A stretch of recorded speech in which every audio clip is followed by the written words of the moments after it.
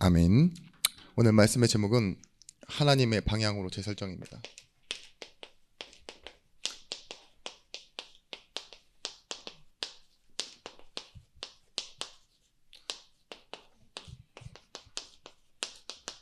시편 42편 1절에서부터 11절의 말씀. 우리가 하나님의 방향을 따라 산다는 것은 정말 영적인 비밀을 알아야지만 가능한 일입니다. 그래서 여러분, 하나님은 영이시고 또한 우리는 뭐죠? 하나님의 자녀죠. 근데 성경에서는 이렇게 말하고 있어요. 예배하는 자가 영과 진리로 예배할지니라. 오늘 읽은 시는 레위 자손 중에서도 고라의 자손의 시입니다. 나중 가서 보시면 성전에서 일어나는 모든 중요한 일을 도맡아서 하던 자손이 고라 자손이지만, 그 고라 자손이 어디서 먼저 나오냐, 출애굽기 할 때 말씀드렸죠. 꼭 모세만 할 수 있냐, 우리도 레위고 우리도 자격이 있다. 그래가지고 향로 25개를 모아서 우리도 하나님의 선택을 받을 수 있다라고 이렇게 해서 반역을 일으킨 백성이라고 다들 알고 계세요. 그런데 어떤 일이 일어났죠? 땅이 입을 벌리고 그 고라 자손 250명을 삼켜버렸어요. 그리고 하늘에서 불이 떨어졌다고 하죠. 모든 식구들을 다 삼키고 그 자리에 모였던 250명에게 내려와 다 태워버린 그런 정말 이 비극적인 사건. 그런데 이 시간이 지나고 나서 보니 그렇게 반역하여 저주받은 그 고라의 자손들이 다 뭐하고 있느냐, 그 고라 자손의 60-70%가 성전 안에서 하는 모든 중요한 일을 도맡아서 하는 거예요. 성전의 문지기로, 성가대로, 새벽마다 일어나서 종을 치는 사람으로 그렇게 말하며 시편을 쓰는 모습을 보게 됩니다. 그러면서 자기들이 그렇게 얘기해요. 나는 우리 자신을 잊지 않는다. 우리는 고라 자손의 후예입니다. 라고. 그렇게 반역하고 저주를 받은 자손처럼 보이지만 그것 때문에 오히려 하나님 앞에서 가장 방향을 잡고 인생을 헌신했던 중요한 자손들이죠. 오늘 그런 내용들이 조금 나올 겁니다. 여러분, 하나님의 권위에 도전하다가 망한 이들이 무엇 때문에 그럴 수밖에 없었냐? 출애굽할 때 우리의 모습과 마찬가지예요. 세팅이 그렇게 돼 있어요. 인생이 어디서부터 시작하냐? 무엇을 증명하는 일에 쓰임 받는 거예요. 이게 보람 있고 이게 만족이 되고 여기에 욕심이 생기고 이걸 못하면 두려워지는 인생. 인생의 저변이라고 하죠. 이 세팅은 어디에 있냐? 보이지 않는 이 밑바탕에 있는 거예요. 깔려 있는 것들. 그 저변이 결국은 자신도 모르는 인생의 방향을 만들어냅니다. 지향성이라고 하죠. 고라 자손이 그러했어요. 나는 똑같은 일을 하면서도 2등, 3등, 30등 그 뒤로 물러나기 싫다. 다른 말로 뭐냐? 아웃사이더 되긴 싫다 이 말이에요. 나는 인사이더가 되고 싶다. 그 말은 뭐냐? 내게 중요한 일을 하게 해달라. 그리고 내게 하는 일들이 힘 있는 일들, 가치 있는 일들, 그런 일들. 그래서 인정받는 사람 되게 해달라. 그게 우리 신앙생활 하는 사람들의 모습과 다르지 않아요. 내가 예수 믿는데 이렇게 되길 원하지. 그죠? 어떤 희생을 하더라도, 그죠? 이런 모습이 되길 원한다니까요. 내게 큰 손해가 오고 내가 어떤 큰 희생을 해서 나도 어떤 중요한 사람이 되고 싶어 하고 역사에 남는 사람 되고 싶어 하고 나를 핵심적인 인물로 좀 봐달라. 그러니까 나는 그저 그런 사람이 아닌 핵심적인 인물이 되고 싶다. 그런 생각을 한다니까요. 한국 교회가 좀 그런 쪽으로 많이 치우쳐가게 되어지는 사건들이 많았습니다. 고지론이라고 해서 사람들에게 간증을 시키고 맞아? 예수 믿으면 이렇게 성공해서 높은 자리에 올라가서 하나님께 영광 돌릴 수 있다. 그런데 성경을 자세히 보시면 꼭 하나님이 성공과 능력과 인정받는 것을 주셔서 하나님의 언약을 이루신 일보다 뭐예요? 내가 중요한 일을 하니 중요한 지위를 주옵소서, 중요한 자리를 주옵소서 하는데 그것이 아니어도 된다라고 말하시는 경우가 더 많아요. 그렇죠? 내가 복음 전해야 되니까 성공하게 해주세요, 경제 주세요, 건강 주세요 말할 수 있는데 그렇지 않다라고요. 여러분 오늘 여기서 답을 내셔야 됩니다. 하나님은 우리에게 가지고 있는 것이 무엇이냐? 성공해서 증명하는 세상의 논리 가운데 하나님은 어떤 것을 가지고 계시냐? 언약의 계획을 가지고 계시다는 걸 알고자 하셔요. 우리에게는 이런 일들이 있을 때 시험이라고 말합니다. 시험. 어쨌든 간 우리는 육신의 몸을 입고 살기 때문에 우리 앞에 와지는 이런 어떠한 선택의 시간이 시험이라고 생각할 때가 있다니까요. 예수님을 보십시오. 예수님께 사단이 찾아와서 시험합니다. 어떻게 시험하죠? 배고프지? 돌 빵으로 만들어 먹어봐. 그래, 네가 널 증명할 수 있다면 뛰어내려 봐. 하나님의 아들이거든. 그죠? 그리고 내게 경배해봐. 그러면 내가 이 모든 걸 너에게 줄게. 맞는 말 같지만 절대 맞는 말이 아니고요. 시험하는 내용 자체가 네가 하나님의 아들이거든 이거예요. 이걸로 시작해요. 떡을 빵으로 만들어서 네 배고픔 지금 필요한 걸 채워봐. 네가 뭘 원하는지 모르겠지만 너를 증명해봐. 너에게 뭘 줄게. 이 말은 뭐냐? 하나님의 컨텍스트 바깥으로 나가라 이 소리예요. 사람의 몸을 입고 우리 죄를 대속하기 위해 죽음을 위해 오신 그분에게 본문을 잊게 만드는 거라니까요. 방향을 놓치도록 만드는 시험. 우리에게도 이런 것들이 있어요. 하나님 자녀들에게. 너 뭐 해서 중요한 일 할래? 응? 너 뭐 있어서 이렇게 힘있게 살래? 인정받는 삶을 살래? 라고 말하지만 여러분 우리가 힘이 써지고 중요한 사람이 되고 인정받는 것이 중요한 게 아니에요. 사실 뭐예요? 우리 가운데 하나님의 복음이 나타나고 이 복음이 전달되어지는 게 더 중요한 삶입니다. 여러분 그래서 사도행전 이 1장 6절을 보시면 뭐라고 하죠? 나라를 회복하심이 이때니까 라는 질문에 이렇게 대답하세요. 때와 시기의 권한은 자기에게 두셨으니 너희가 알 바 아니다. 너에게 지금 필요한 건 뭐냐? 오직 성령이 너에게 임하시면 그 이 성령이 임해야지만 네가 권능을 받는 거다. 증인이 되는 거다. 누구의? 하나님의 성령의 증인이 되는 거라고요. 우리가 인생의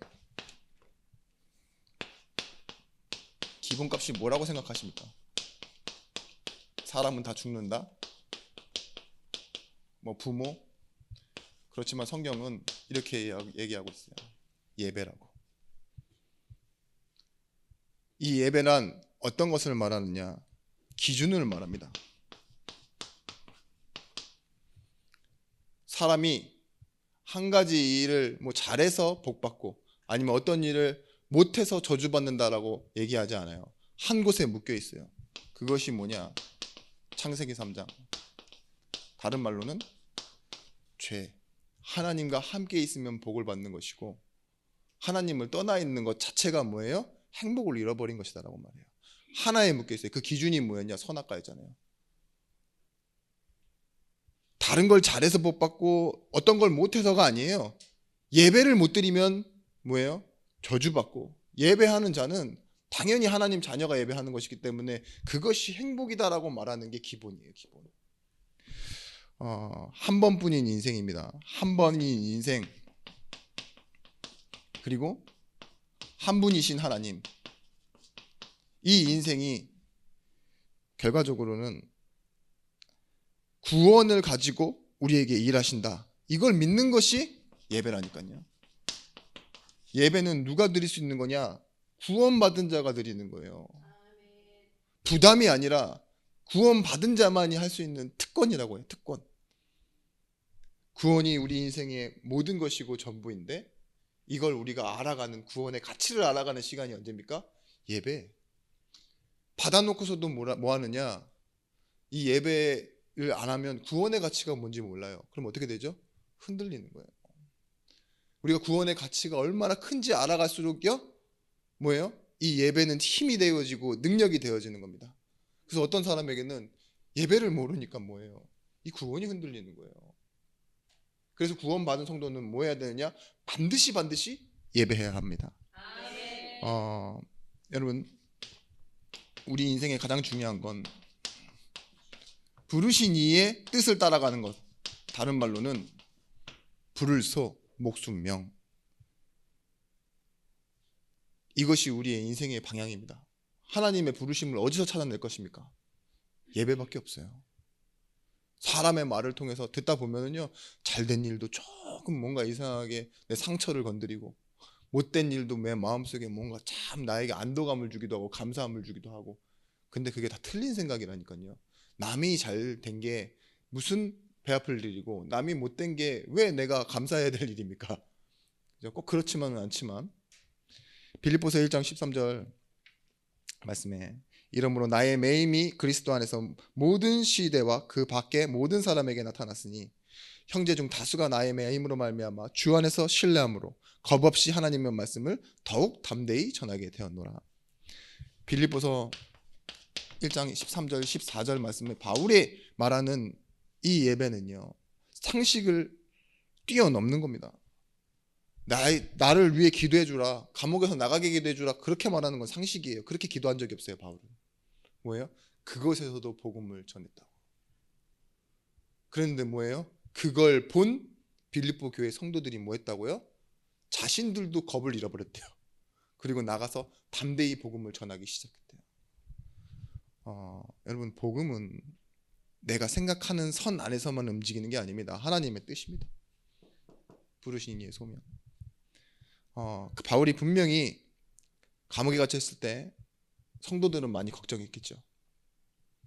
그런데 아직 정해지지 않은 답이 있어요. 답은 바로 내는 답이 중요한 게 아니에요. 진짜 답은 우리가 찾아야 되는 답이 있어요. 가끔. 그게 뭐냐? 성령의 인도를 받아가는 거예요. 하나님의 말씀을 따라갈 때 그 답을 우리가 찾게 되어지는 겁니다. 여러분, 나 자신에게 묶여있는 사람이 있다니까요. 내 자신의 틀에 막 징크스, 아니면 예민함, 아니면 자기가 살아왔던 이 정말 좋지 못한 환경이나 매여있는 생각들. 그런데 거기서 풀려나는 방법이 뭔지 아십니까? 예배입니다. 언제까지 사람 미워하고, 언제까지 환경 탓하고, 그죠? 언제까지 된다 안 된다 말로만 구분하실 겁니까? 되면 얼마나 잘 되고, 안 되면 또 얼마나 안 되겠어요. 하나님의 뜻이 무엇인지를 찾아야죠. 하나님의 음성을 지금 들으셔야죠. 그래서 그 하나님의 음성을 듣는 시간이 왔습니다. 누구에게? 한나에게. 사사기서 21장 15절 말씀에 다 각자 자기의 소견대로 알고 있는 대로 살아가는 그때에 사무엘상 1장 3절 말씀에 하나님이 한 여자에게 임신하지 못하게 했어요. 그게 누굽니까? 한나. 근데 이 한나가 어느 날인가 집안 환경도 그대로고 자신의 몸도 그대로예요. 임신하지 못하는 상황에 불편한 상황들이 많아지는데 어디에 서게 되느냐? 하나님께 기도하며 하나님이 무엇이 원하시는지를 구하게 됐어요. 근데 우리가 여기서 또 알아야 되는 것이 무엇이냐면, 성경 말씀에 엘리에셀의 손자, 증손자, 엘가나 뭐 이렇게 나오죠. 그리고 그 다음에 나오는 단어가 힌트입니다. 고핫의 후손. 고핫이 누구냐? 고라의 자손이에요. 이 말은 엘가나도 그렇고 한나도 그렇고 누구요? 에브라임 지파지만 그 에브라임에 속해서 살아가는 레위 지파였다는 뜻이고, 레위 중에서도 고라의 자손이었다는 거예요. 근데 이 고라의 자손이었던 한나 그리고 엘가나를 통해 누가 나타납니까? 사무엘이 나타나죠. 사무엘도 누구의 후손이에요? 고라의 후손이에요. 오늘 본문을 적었던 하나님의 권위와 능력에 도전했다가 저주받았고 실패했다는 그 백성 중에 한 명, 지금 현 시점에서는 사무엘. 근데 이 사람이 누구를 세우죠? 다윗을 세우고 또한 뭐예요? 하나님의 일을, 성전을 돕는 일을, 세우는 일을 다 만들어냅니다. 여러분, 한나가 잘했다 못했다가 아니에요. 한나로 하여금 하나님께서 하시는 일이 있다는 거예요. 그죠? 여러분들도 이런 사람이 돼야 돼요. 예배함을 통해서 무엇이 맞다 틀렸다가 아니라니까요. 우리는 이걸 벗어날 수 없어요. 바꿀 수도 없고. 우리 교회를 바꾸실 겁니까? 가정을 바꾸실 거예요? 의지대로 뭐 여러분들 삶을 바꿔보실 겁니까? 안 바뀌어요. 근데 우리가 뭐 할 수 있느냐? 예배하고 하나님의 계획을 따라갈 수 있어요. 기도하고 구할 수 있다니까요. 그것이 뭐예요? 기본이지만 우리의 삶을, 인생을 뭐예요? 하나님 앞에 살아가게 만드는 것입니다. 여러분, 그래서 우리에게 오는 것이 뭐냐? 이제는 상황과 사람을 따라 살지 않고 영적인 상태, 이걸 우리 인생의 절대값으로 놓고 살아갈 수 있게 됩니다. 절대값이란 것은 뭐냐? 바뀌지 않는 거예요. 절대로 바뀌지 않는 것, 변함이 없는 것. 우리 알고 있죠? 상대값이라는 건 뭐냐? 상황에 따라 될 수도 있고 안 될 수도 있는 걸 보고 상대값이라 그래요. 근데 절대값이 있어요. 영접하는 자, 곧 그 이름을 믿는 자들에게는 하나님의 자녀가 되는 권세를 주셨으니 100%예요. 상대값이 뭐냐?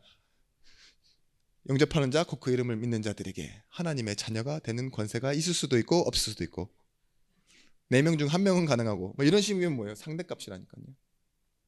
앞에 3명이 떨어져야 내가 붙는다 이러면 상대값이라니까요. 아니에요. 하나님이 주신 건 누구든지 주 예수를 믿으면, 이름을 부르면, 어린아이가 불러도 병든 자가 불러도 죽어가는 자가 불러도 죄 지은 자, 예수님 우편에 앉아 있었던 자가 부르고 찾는데 뭐예요? 하나님의 계획이 맞다면 하나님은 부르시고 살리시는 거예요. 보십시오. 이 영적 상태는 무엇과 같다고 했습니까? 뭐 예를 들어 이 눈길, 그것도 산길, 근데 기차가 하나 저기서 툭툭툭툭 달려와요. 근데 길도 보이지 않고 기차도 힘이 안 돼. 기차가 막 오고 있어요. 그건 뭔 말이냐? 반드시 기차 밑에 선로가 깔려 있다는 말이에요. 은하철도 999가 아닙니다. 하늘을 날아서 오지 않아요. 반드시 선로가 있어요. 그런 것처럼 우리 인생은요, 뭐예요? 네 영혼이 잘된 같이 범사가 잘 되도록 하나님은요, 먼저는 우리를 영적인 존재로 만들어 놓으셨고 그 세팅을 따라가게 만들어 놓으셨다니까요. 여러분, 마태복음 23장에 율법을 무엇이라고 했냐? 자기 의를 쌓고 그것을 삼아서 자아 실현과 자기 확장에다 쓰는 것이 아니라고. 이건 뭐예요? 이게 아니라고요. 율법을 잘못 이해하니까 이 율법을 사용해서 내가 중요하고 힘있고 인정받는 사람이 되려고 했던 이스라엘 백성들. 그래서 그걸 배우고 가르치고 그걸 가지고 자격을 얻었죠. 바리새인이 그런 사람들이었어요. 그런데 율법은요, 사실 남보다 나으려 하는 도구가 아니라 무력하고 불가능한 상태 있죠.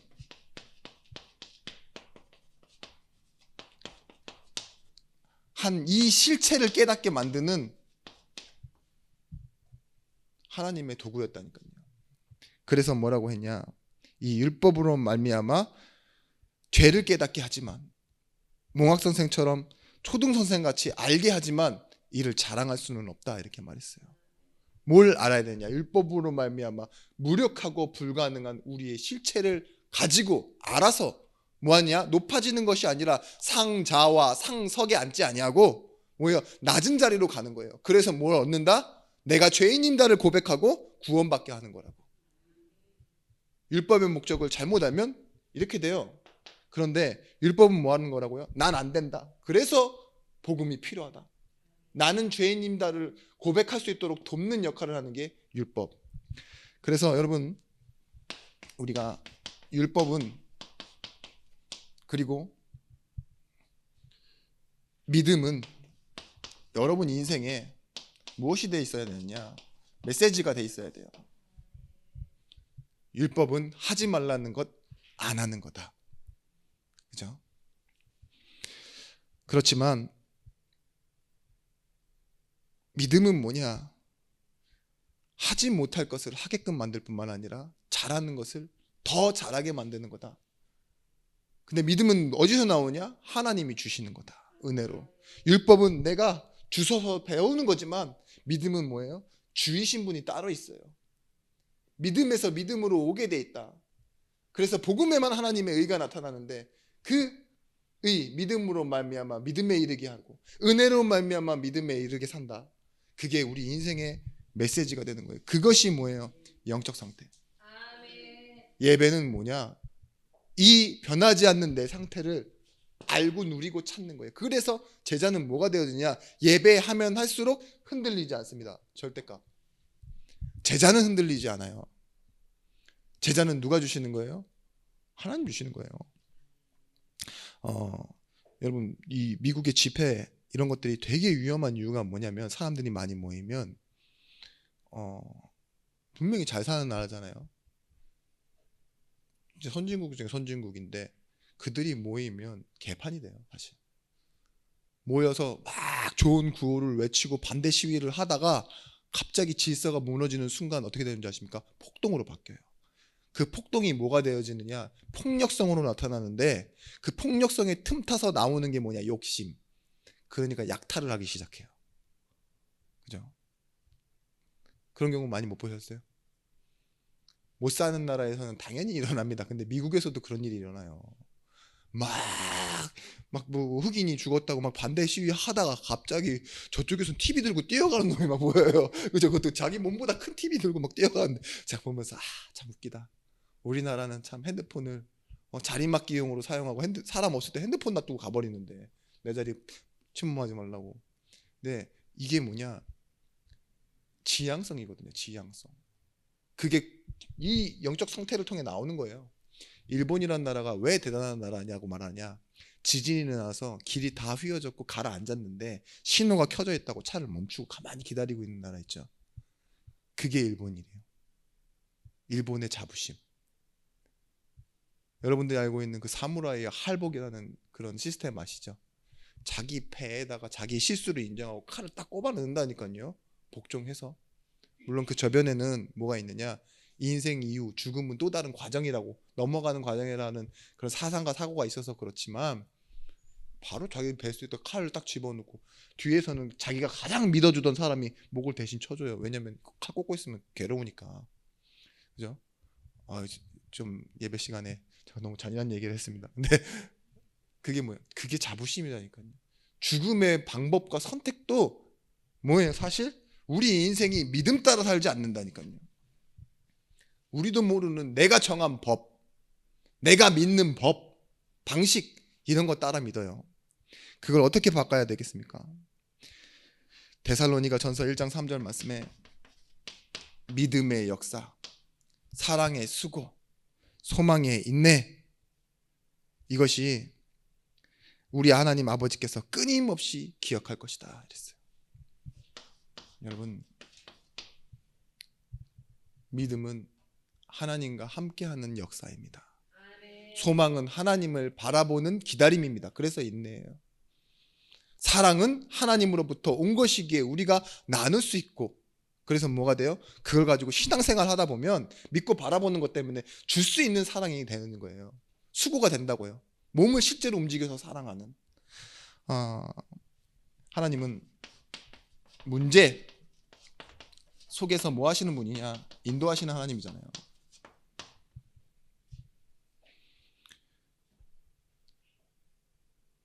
우리가 문제도 어떠한 일을 당해서 겪는 문제가 아니에요. 태어나서 살아가다 보니 만난 문제, 하나님의 계획 때문에 내게 있는 문제, 그렇다면요 거기서요 해결하려고 하는 것이 아니라 인도를 받으셔야 돼요. 내가 사망의 음침한 골짜기로 다닐지라도 주께서 나와 함께 하심이라. 뭐래요? 주의 지팡이와 막대기가 나를 안위하십니다. 절대가. 내가 그런 사망에 있는 그런 음침한 골짜기를 다닐 때라도 기억하고 놓치지 말아야 될 것, 그곳에서도 하나님 함께 하신다. 이게 변하지 않는 절대값이에요. 로마서 8장 28절 말씀 뭐라고 말합니까? 모든 것, 내가 겪은 것, 남이 한 것, 많은 상황, 그 모든 것이 합력하여 선을 이룬다. 그래서 여러분, 신실하신 하나님을 뭐라고 하느냐? 디폴트 밸류라고 합니다. 충분하다 이거예요. 그 대신 그 충분함의 이유가 뭐냐? 처음과 끝이 같다 이거예요. 신실하신 하나님. 초기값, 기본 설정값이라는 거예요. 여러분, 뭘 사면요, 물건 같은 경우에 우리가 이렇게 처음 세팅값이 있어요. 그게 변하지 않는다고요. 사람은 장애인이어도 뭐예요? 인권이 있어요. 알죠? 몸이 부족하면 사람이 아닌 게 아닙니다. 우리 권사님이 맨날 돌아다니면서 사람의 말을 하지 않고 망망 하고 돌아다니셔도 개가 아닙니다. 사람이지. 지폐가 구겨져도 그 가치가 없어지지 않는 거 있죠. 그걸 보고 초기 설정값이라고 해요. 그 이상을 넘어설 수도 없고 그 이하가 될 수도 없다. 근데 하나님은 어떤 분이시냐? 평생의 하나님, 영원하신 하나님이에요. 이분이 나를 사랑하는데 어떻게 사랑하시느냐? 내가 좀 못하니까 너 오늘 좀 미워.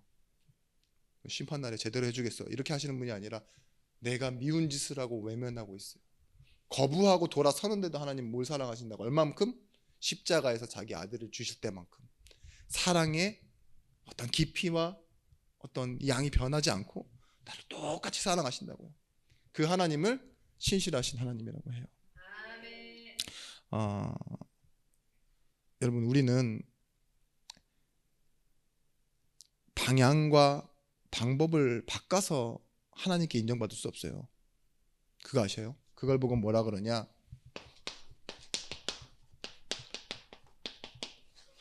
고정값이에요. 이 고정값을 가지고 우리가 할 수 있는 게 뭐냐? 갱신입니다. 우리 인생은 다른 시도를 해서, 믿음의 시도를 해서 우리 인생을 회복하는 게 아니에요. 뭐예요?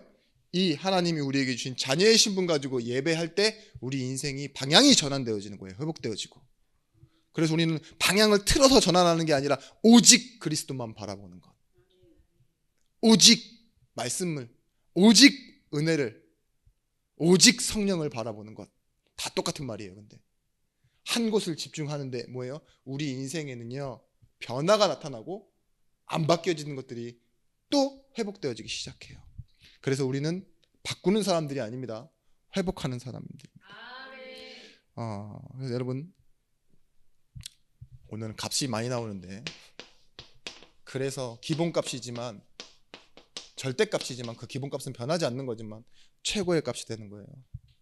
이걸 가지고 우리가 이제 뭐 하면 되느냐?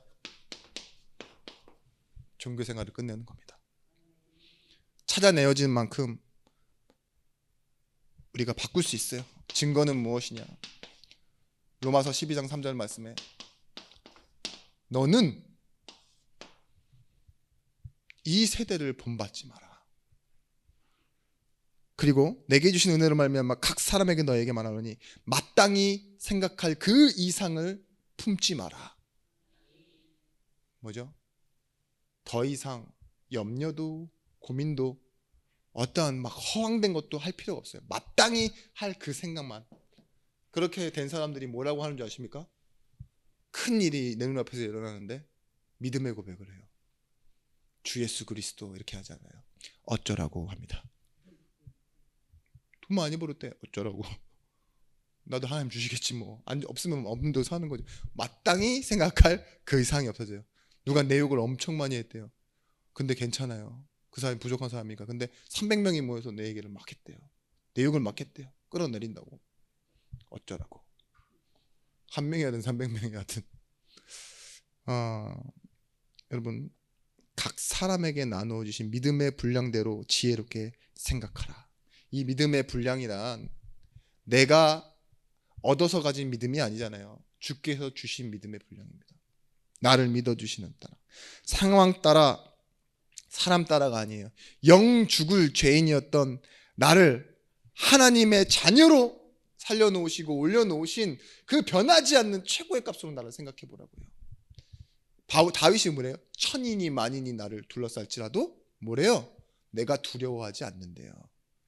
제가 아까 전에 그래서 값을 조금 잡았잖아요. 300명으로. 다윗은 천인이 만인이래요. 여러분, 고린도후서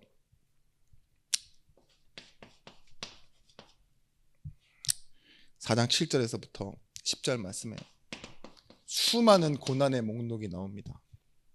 우겨쌈을 당하고 답답한 일을 당하고 박해를 받고 거꾸로 트림을 당하고 이런 일들이 나오죠.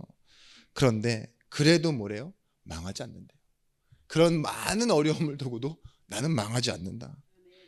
우리가 항상 예수의 죽음을 몸에 짊어짐은 예수의 생명이 우리 몸을 통해 나타나게 하려 함이라. 고린도후서 4장 9절에서부터 21절 말씀에 뭐라고 하니까 나를 본받는 자가 되라. 어떻게 이렇게 말할 수 있을까요? 6장 9절에서 10절 말씀 보시면 내가 무명한 자 같으나 유명한 자요 죽은 자 같으나 살아있고 징계를 받는 자 같으나 죽임을 당하지 아니하고 근심하나 항상 기뻐하고 가난하나 많은 사람에게 부유하고 아무 것도 없는 것 같으나 모든 것을 가진 자이다 이렇게 얘기하잖아요. 자, 매 맞고 갇히고 뭐하고 다 이랬는데 할 수 있는 말이 뭔지 아세요? 그래도 나는 최고야 이거예요. 나를 본받는 자가 돼. 그런 일에 내 가치가 줄어들지 않았어. 그죠? 그 말은 이런 일을 똑같이 겪으라고 말하는 게 아니라 그래도 괜찮은 내가 얼마나 하나님 나를 축복하는지 보라. 너희도 이렇게 축복을 받은 자가 되기를 원한다. 자신을 찾은 자가 되어지길 원한다. 여러분, 없는 게 없죠. 이 세상에 지금 진짜 없는 게 없다라고 말할 정도로 이 세상에는 다 있는 것처럼 보여요. 우리 옛날에 진짜 전화 한번 하려고 그러면은, 저 시골에 전화한다 그러면은 그 빨간색 전화기 찾아가서 동전 이만큼 드는데 진짜 제가 옆에서 기다려봤거든요. 어머니 전화하시는 거 보면서. 이야, 그 다른 지방에다 전화하니까 동전 떨어지는 소리가 아주 그냥 공포도만요. 다다닥 다다닥 들었는데 소리는 띵띵띵 이러면 또 동전 막 넣어. 그러다가 얘기 몇 마디 하고. 지금 그래요? 영상통화하죠. 막 미국 가 있어도 끊김없이. 뭐 물건 산다 그러는데 뭐 지금 누구 부탁해서 사옵니까? 쿠팡에서 시키지. 그죠? 아는 사람 없어도 저기 막 무안에서 뭐가 오고 땅끝에서 뭐가 오고 이런다니까요. 해외에서 뭐가 오고 그것도 2, 3일 만에 와요. 짜증나게 빠른 시대. 근데 여러분, 이런데 여러분 하나님의 권능을 드러내라. 드러낼 수 있습니까? 권능보다는 차라리 지갑을 드러내는 게 훨씬 빠르죠. 여러분, 미래를 바꾸는 세팅이 있어요. 그것이 뭐냐? 혼자 있어도 사람들과 있어도 예수 이름이 선포되어지는 것이에요.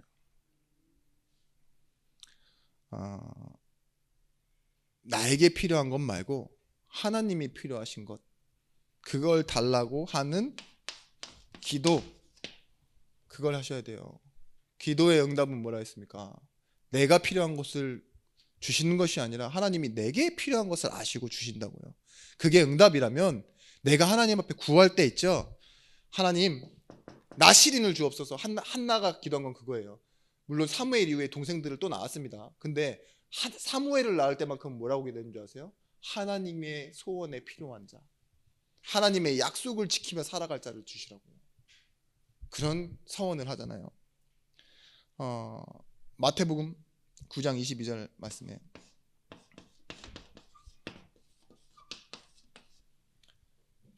혈루증 걸린 여인이 예수를 붙잡는 순간, 그죠? 그 저주에서 빠져나옵니다. 12회를 혈루증을 앓았으면 나는 그런 사람인가 하고 갈 수 있어요. 근데 그때 하필이면 누가 오세요? 예수님이 오시잖아요. 그러니까 붙잡는 거예요. 우리에게도 있어요. 때를 따라 돕는 은혜를 얻기 위하여 보호자의 앞에 담대히 나아가는 거예요. 지금 여러분에게는 기회가 있습니다. 내가 살아있는 동안은 뭐 할 수 있어요? 예배할 수 있어요. 이 예배하고 기도하실 수 있다니까요. 그럼 뭐예요? 하나님이 하실 일을 우리가 보고 함께 가는 증인이 되어지는 것입니다. 여러분, 현장에 가면 이걸 보이셔야 돼요. 사도행전 3장에 나오는 안진뱅이, 금과 은만 얻으려고 하는 그 세팅값을 가지고 앉아있는, 근데 초기값을 바꾸지 못해요. 운명이라는 초기값을. 베드로가 가서 뭐예요? 그 세팅을 바꾸는 거예요. 금과 은, 그걸로 너 살아가는 것처럼 보이지만 아니다. 예수 그리스도의 이름으로 일어나 걸어라. 그리고 그것만 한 게 아니죠. 걷고 집으로 간 게 아닙니다. 성전으로 가며 찬양하고 전도하고. 베드로가 심판받을 때 누가 옆에 서 있었어요? 안진뱅이가 서 있었어요. 증인으로. 오늘 제목 기억하십시오. 하나님의 방향으로의 재설정. 기본 예배, 이 영적인 상태, 이거는 바꾸지 않는 거예요. 당연히 어디서 나오는 거예요? 말씀을 따라.